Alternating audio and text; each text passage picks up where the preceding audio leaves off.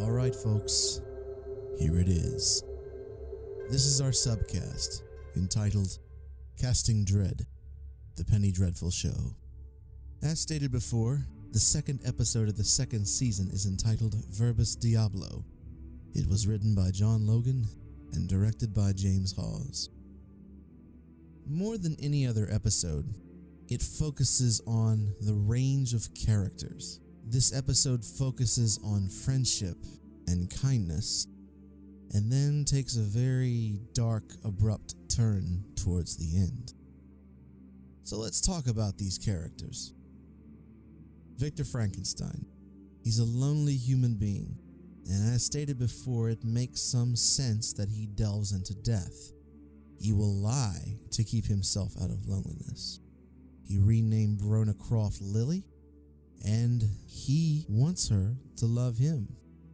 Lily's language comes back rather quickly. Caliban is very pleased. Victor keeps up the charade by calling Caliban John Clare. Victor Frankenstein states that he is Lily's cousin. So, he's woven quite a web. Not only that, he's cut her hair and dyed it blonde. We know what's going on underneath the surface. Victor truly cares for her. Victor perhaps loves her and wants her. So, why is he doing it? Last episode, we talked about Victor Frankenstein and his true success being in death, and it would make sense on many levels that Victor searches for love in death.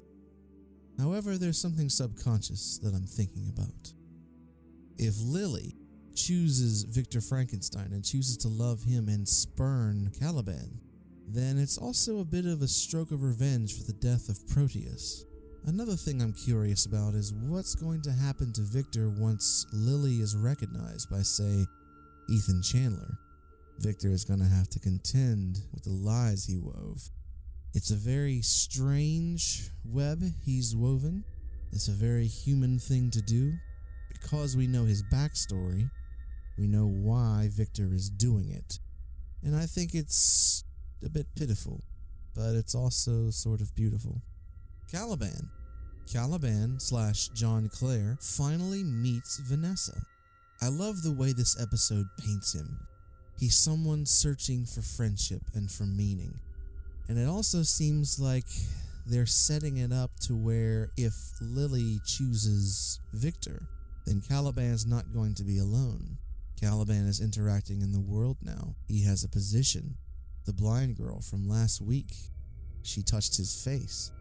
He had a full in-depth conversation with someone who is educated in literature. We saw Caliban's views on religion and why he views it. What's great about this show, what makes it stand out, is its kindness and sweetness and its humanity. Friendship, love, these are very important things. So let's talk about Vanessa. She's in trouble. She's shown as a human being who wants to see the good in people. Sir Malcolm goes to take her to help feed the poor, and it makes complete sense. He's a rich man who's lost a lot. He lost his wife, he lost his son, and he lost Mina. He understands the suffering and wants to help people that suffer. He uses his money to help the poor, and he wants to show Vanessa that. A father-daughter exchange. He's making his new relationship count. Vanessa gets quite a bit of fulfillment from it. This is still Vanessa's story, and I appreciate that. I'm glad that its focus is there. We get to touch just a little bit on Ethan Chandler's past, and it's good that we're doing it slowly. There was a moment underneath the archives where we saw a picture of a wolf being a protector, so it shows that Ethan's going to be the person to help protect Vanessa, although there's a bit of a wrench in that. Mr. Lyle is great comic relief. He's a good character. He's got a crush on Ethan Chandler. And it's actually quite brilliant that Evelyn Poole has put him as a mole within Vanessa, Sir Malcolm, and Victor's ranks. It puts him in the show. I think it's important. I think he's funny. I think he's a little tragic. It makes sense that Evelyn's going to blackmail him because of his pornography. It's good. I think it's a very nice touch.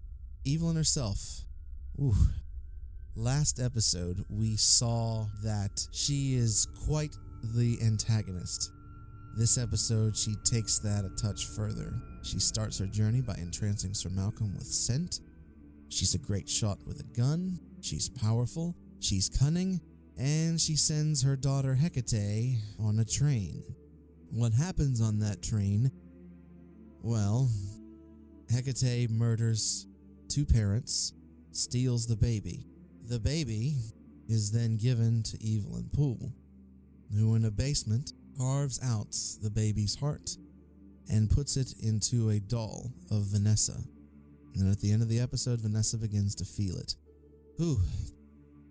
It's quite creepy, but it's actually been done before. There's actually harm against children that's been done before, and we'll touch on that in a little bit. I'm glad to see that the police have a bigger presence in this. Dacre Stoker, who is a descendant of Bram Stoker. In his novel Dracula the Undead, his character Inspector Codford is given a very interesting story. And it's what happens when all this stuff goes on. What are the police going to say? And I'm glad that the police are still hunting down Ethan. Interesting touch. One of Ethan's victims is still alive from the Mariner's Inn. I don't know how to feel about that because the way it was presented, it's a little bit of a nod to the Phantom of the Opera, a person being scarred underneath. But I'm not sure if a werewolf, a killer like Ethan, who is so lost in his wolf self, would allow someone to live, especially someone who oppressed him. But it ties in well and it keeps the show going and it gives the police a little bit of a lead. There are some problems with this episode. Brona/Lily seems to learn the language too quick. It's explained that because of the experiment's low dose of electricity, she would learn it quicker, but it would have been much more interesting if they would have slowed that down and allowed that relationship to build. There's a love triangle, they're speeding up the process, but it shows it's a little bit different from Caliban, it's a little bit different from Proteus, but then again, at the same time, it would be a lot more interesting to see how they react to someone learning language. Proteus was taken very quickly, and we didn't get to see it fully develop. And perhaps that's Logan's intent. This is what Proteus could have been. This is how Proteus could have learned language, and this is how he could have began his dealings with the world. Sembeni is sort of pushed in the background in this episode, and he becomes a bit lost. Sembeni is actually in the background in this episode, and because there's so many things going on with Vanessa and Evelyn and Ethan, that he's pushed to the background. I'm not sure what's going on there. I think they could have used a little bit more of him. However, there's only an hour to television, so where do you go? But, again, my big problem is with Dorian Gray. What is his function besides being eye candy and a romantic interest? I don't understand it. He's immortal and he's bored and he's gonna do anything to try to feel someone. A transgender prostitute named Angelique finds Dorian and wants to bed him, and Dorian goes and does that, but what's his point? If he's there just to be beautiful and he's there just to sleep with people, then that seems quite a bit of a waste in this show. Vanessa said no to Dorian and it hurt. We get it. But what's the point of it? What's his function? He doesn't seem to have one at all. I don't like it. Dorian Gray could have been cut from this show completely, and it wouldn't have affected it one bit. In fact, it would have improved the storytelling. I don't know when Dorian's going to be given something to do. I don't know what Dorian's point is. He's all by himself, and he's far away from the other characters. Does that mean he's Lucifer? Does that mean that eventually Lucifer's going to choose him as his, as a vessel or some sort? If so, I don't like that. I don't get it. I just don't get it. Is he going to meet Lucifer? Is he going to be Lucifer's vessel, for lack of a better term, like they did in Supernatural? What is his point? I don't see it at all. But the episode itself, it's well edited, they slow down the storytelling, and it works extremely well. The episode is thoughtful, the shots are interesting, The focus is on friendship and humanity. The shock factor is high, but it's balanced out by the real beauty of the thing. Okay, as stated before, there are a lot of references in this episode. There's still some debate about Amon-Ra / the devil / Dracula not being the same. Well, guess what? John Logan is dropping breadcrumbs to tell you that Dracula is the devil. We've had references of burned at the stake, witches / Dracula. We've talked about dragons. The taking of a baby is direct from Bram Stoker. It's almost like Logan has a constant whisper of the Count throughout the episode without speaking it aloud, and there have been references to him every single beat of the way. Dracula's going to be a force once he is seen, and I hope they don't pull the card too quick. I'm glad they're slowing this down, but once they pull that card, then it's going to be game on. As I said last week, hopefully they'll end the show there. Verbis Diablo is amazing. The writing is solid. I love James Hawes and what he does with the director's chair. The performances are great. Even Dorian Gray is a character, although I don't see his point. The performance is really good. Wow. Evil and Pool. It's hard to think that Penny Dreadful could up its game, but in Season 2, so far, they've done so. And there are a lot of stories to pursue. There's Caliban and his understanding of the world. There's Victor Frankenstein with Brona / Lily and Caliban. How's that going to play out? It's not a fake love story. There's Ethan as a protector. There's his past. There's Mr. Lyle. How's he going to handle being a mole when we know that there is some humanity in him? And that honestly he wants to help, but can't.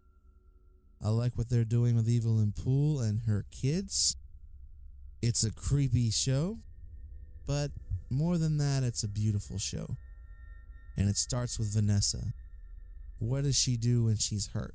How does she function after trauma? Inspired touches make this show as good as it is.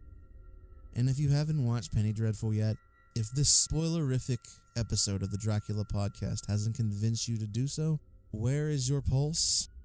Please watch Penny Dreadful. I'm not telling you this because I'm a fan or because I desire ratings.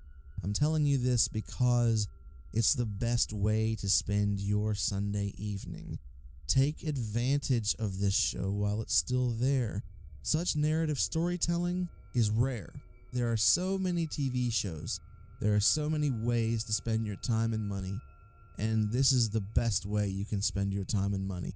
I don't know why you may not have watched Penny Dreadful, but if you haven't, shame.